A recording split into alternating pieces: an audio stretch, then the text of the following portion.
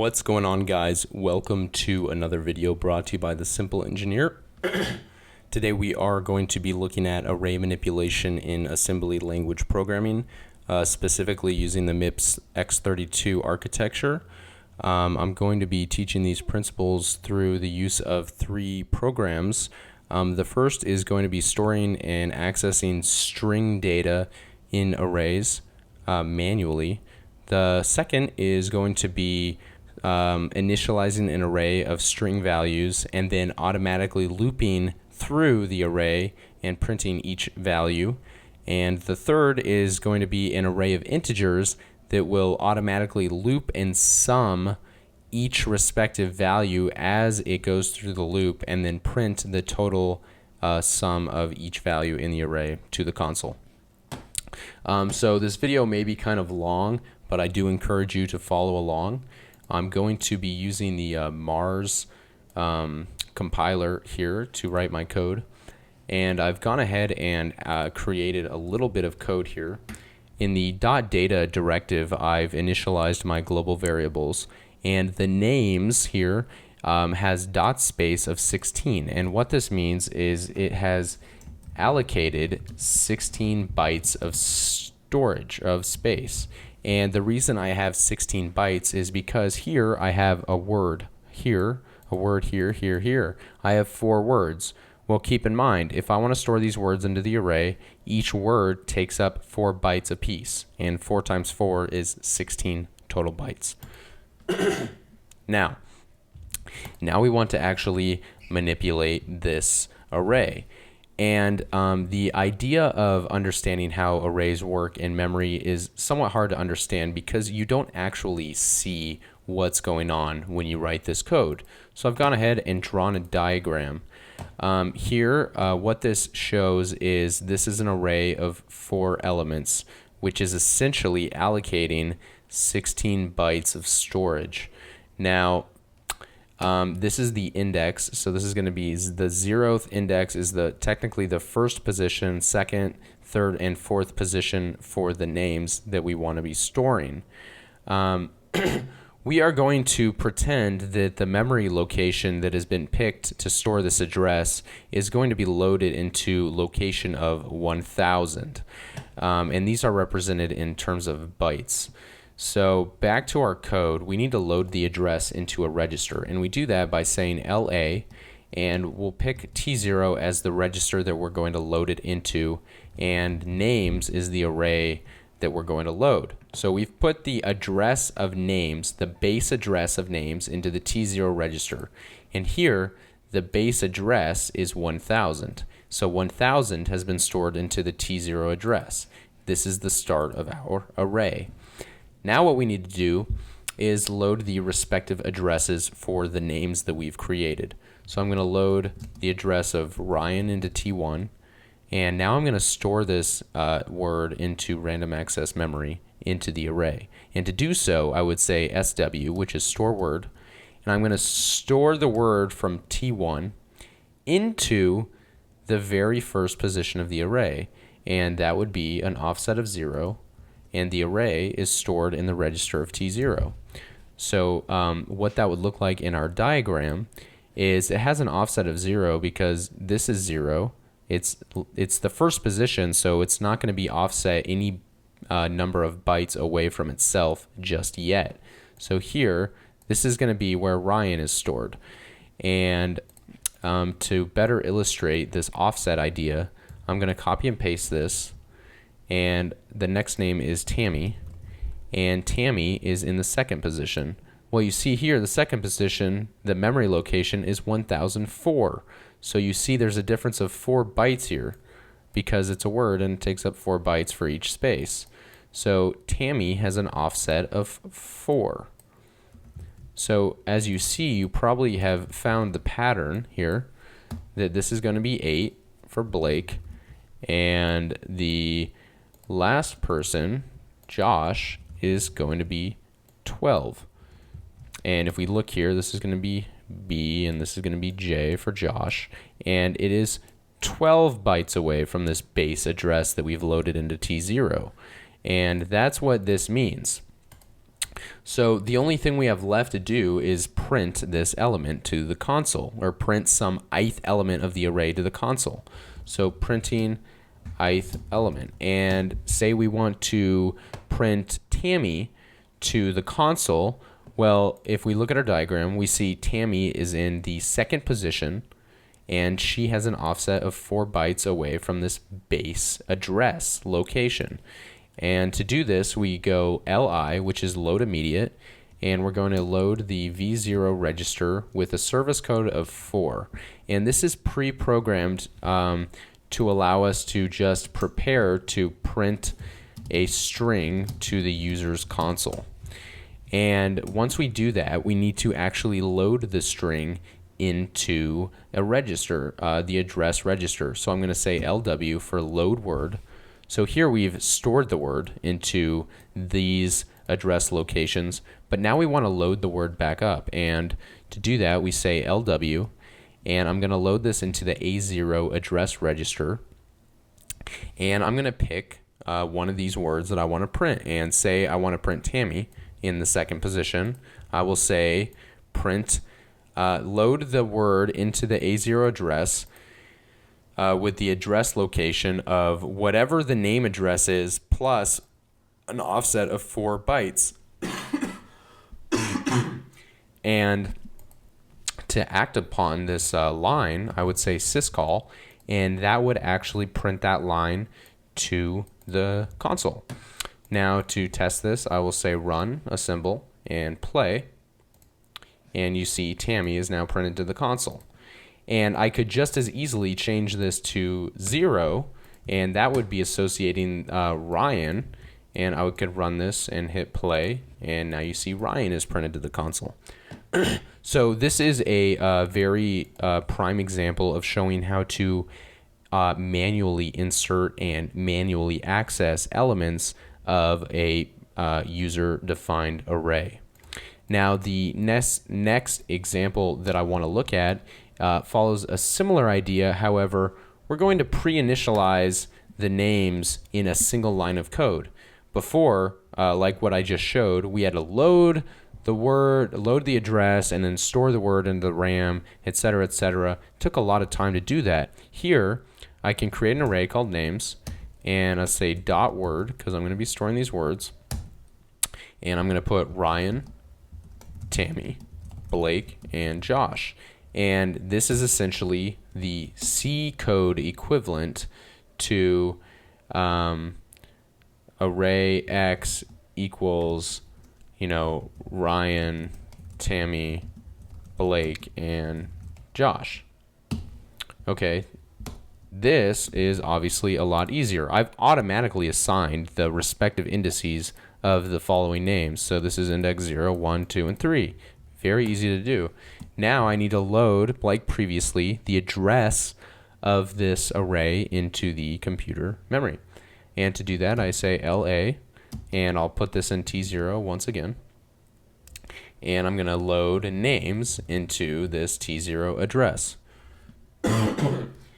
Now, likewise, because we are going to be using a loop to iterate through each respective name and printing it to the console, we need to create a couple variables to keep track of our loop.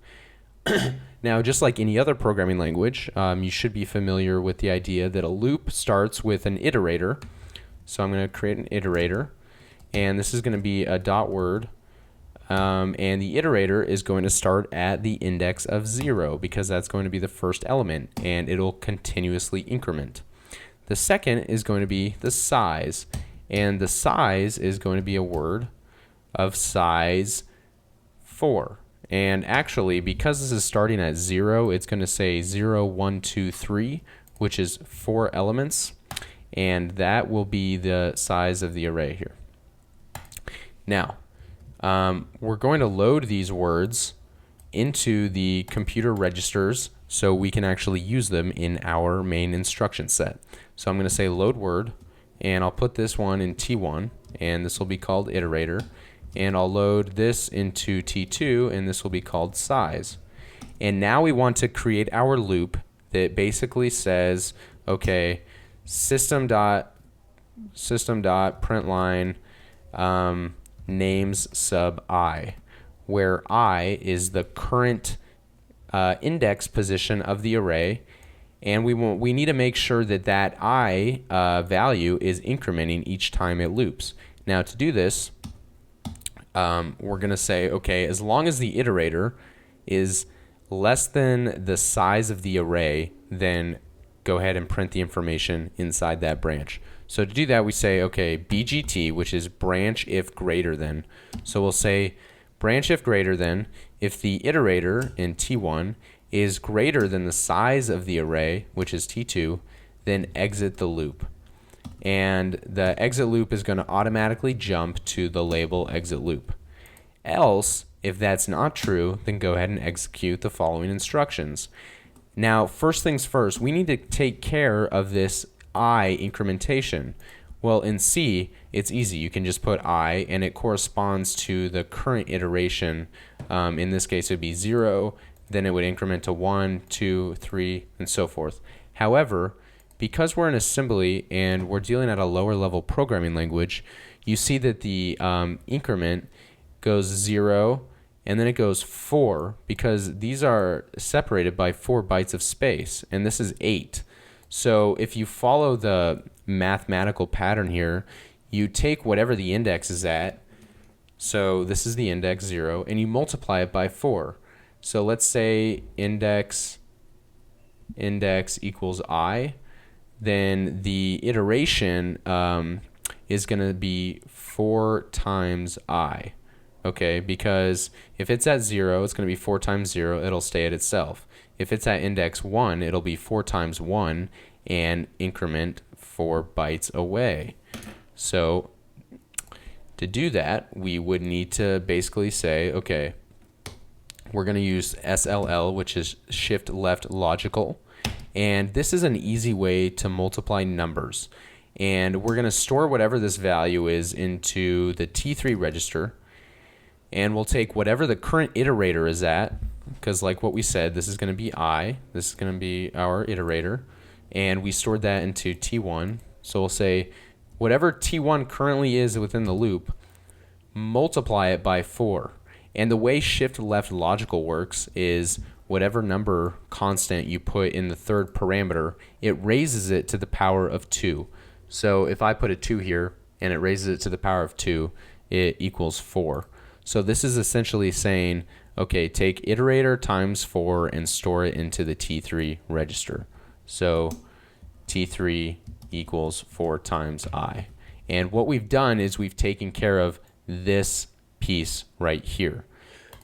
However, we now need to make sure that we're incrementing 4 bytes from the base address of the actual name array.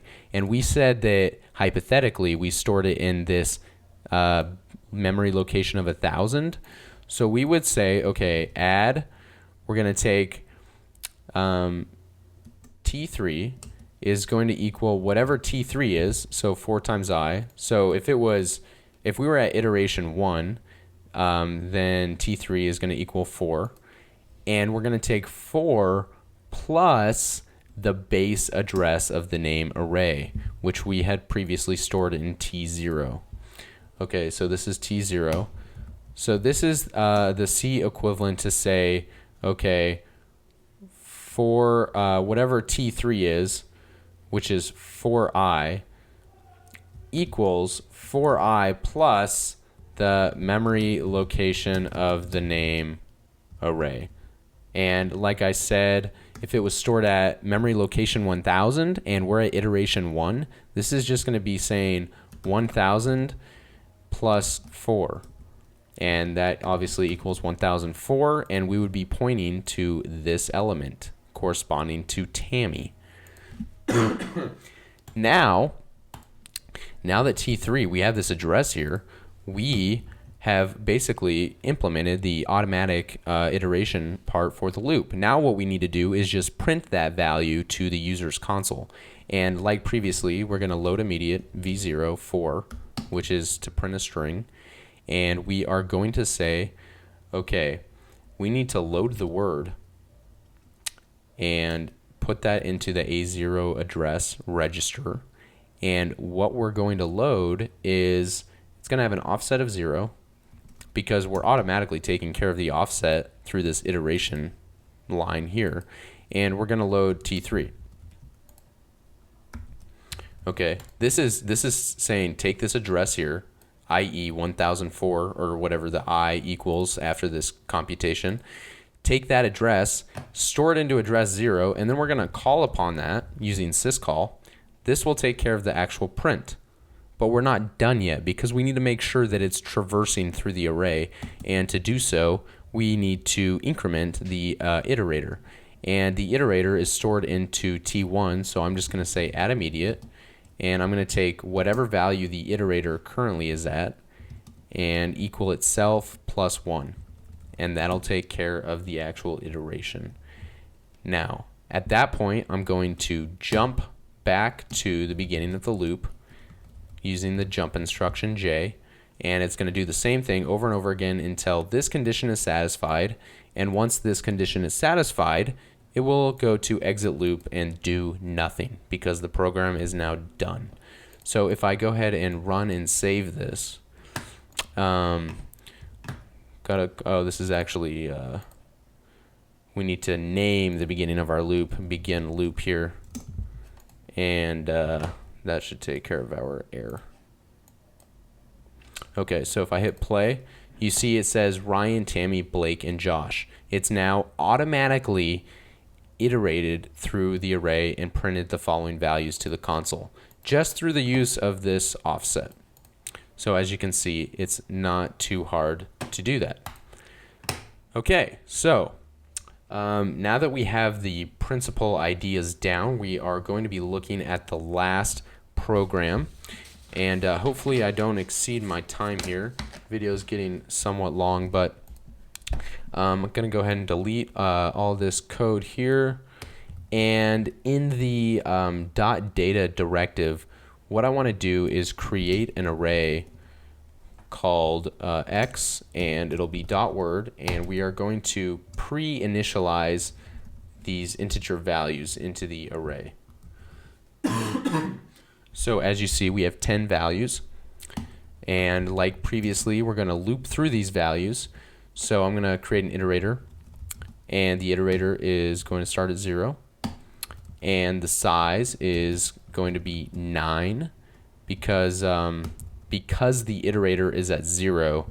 It counts 0 as a number, so technically it's going to be printing 10 times. I could put this to 1 and change this to 10, but I'm just so used to leaving the initial index at 0 that I'll leave it like so. And then we will, just for kicks, I'm going to create a prompt, and this is just going to be a message to the user using .ASCII-Z, and this I'm going to say the total sum of the array is equal to, and following this eventually will equal the sum of all these values added together, which should indeed equal 55 by the end of our program.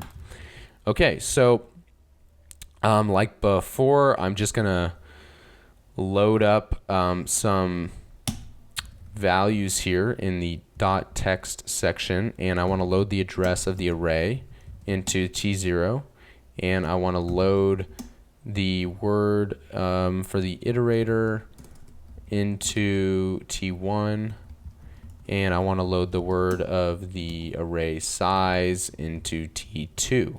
So now we can begin our loop process. And while I'm up here, I'm actually just going to load the address of the prompt into S0 because we are going to need to access that later. And this way I just get all my loads out of the way. So what I'm going to do is begin my loop here.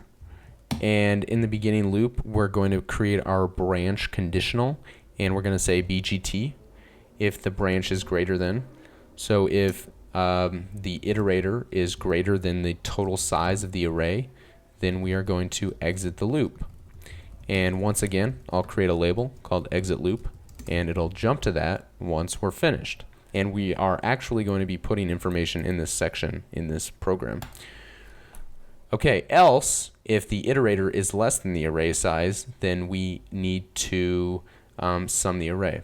So, like before, just like always, each word is taking up 4 bytes, so we need to create our offset. So we'll say SLL, shift logical left, and we'll store that offset into the T3 register. And we'll take whatever the iterator is at, which is in T1, and multiply it by 4. And it's 2 because you know it's 2 squared. So this is saying iterator times 4, store that into T3. And this is taking care of the 4 times I offset. Now, what we need to do is take the address of the array. And we would do add u. And we are going to say T3 is equal to T3 plus 4.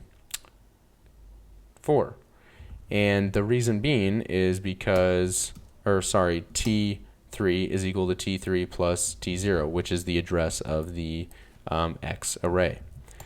And this is just like before, this is saying X sub I. And it's automatically taking care of this 4-byte offset in this example. So from this point, what we want to do is keep track of the sum, because the whole point of the program is to loop through and sum each value as it iterates. So we'll keep track of the sum in sum register, and we'll say add u, and we'll keep the entire sum in the S7 register, and S7 is going to equal whatever itself is plus the current value of whatever we had just obtained from the address. And before we can do that, we need to actually load that value into a register. So I'll say load word, and I'll put it into T6, and I'll just do 0 T3. So this is saying, okay, take whatever the value is at X sub I, which is here, and load it into T6, and then the total sum so far in the loop is going to equal sum plus, and the value we're currently at, and that's going to be T6.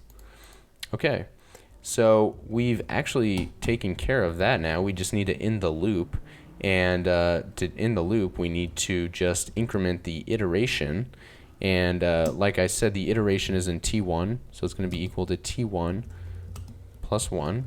And then we'll just jump back to the beginning of the loop. And it'll continue to execute all this code until it's done. And once it's done, we want to go ahead and print the value to the console. And to do that, I'm just going to go ahead and load up the initial prompt that I programmed. And it's going to be a string. And I'll load the address of that into A0, and I'll put prompt, and then I will call upon that. So this will print this following line of code, and now we want to print the actual sum of the array. And to do that, we do a very similar line. We go liv0, except the service code is now 1, and 1 corresponds to the ability to print out integers. 4 corresponds to the ability to print out strings. Okay, so now I'm going to load the address into A0 of S7, which is the value, the total sum value, and do a syscall on that, and it should print the total sum that we continue to store from the loop. And if I go ahead and run this, you can see the total sum of the array is equal to 55. Now, I could easily go in here and change one of these values to, say, 456, and if I go ahead and run this and hit play, it now says, okay, the total sum of the array is 503. So what it's doing is totally irregardless of whatever these values are, it will loop through them, add them together, store them in a register, and then print that total sum to the console. Okay, so that takes care of array manipulation in assembly language programming. If you guys have any questions, feel free to leave a comment in the video, and I will be more than happy to help you.